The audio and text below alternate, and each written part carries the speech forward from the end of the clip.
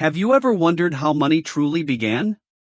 Why people thousands of years ago started lending, borrowing, and trading with symbols of value instead of actual goods? Is money just a simple tool for exchange, or is it something far deeper, a hidden force that shaped civilizations, power, and trust itself?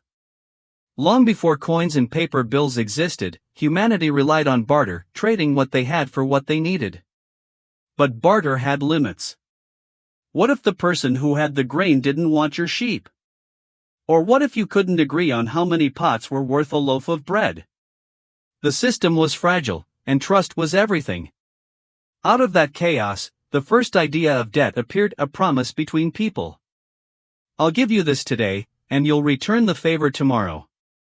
This invisible agreement tied communities together long before physical money existed. Over time, barter couldn't keep up with growing trade.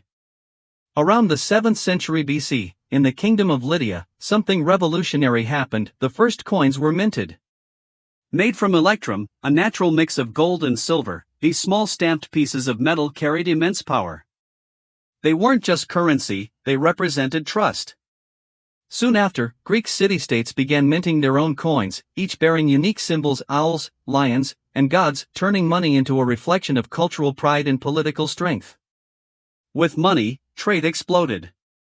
Markets expanded beyond villages and borders, debts began to be recorded, and early account books appeared.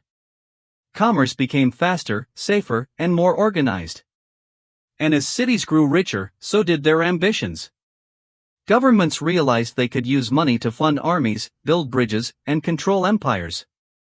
Money was no longer just a personal tool, it became the backbone of power itself. In the Middle Ages, a new kind of revolution began, not of swords, but of numbers. Italian merchants in cities like Venice and Florence discovered ways to make money grow. Through lending, interest, and investment, wealth was no longer static. Banks emerged, letters of credit replaced bags of gold, and merchants could trade across continents without ever touching a single coin. Money had turned into an idea, a belief system built entirely on trust.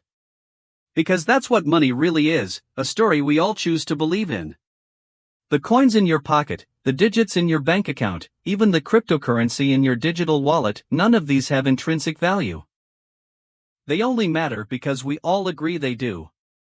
In ancient Micronesia, for example, entire economies ran on massive stone discs weighing several tons.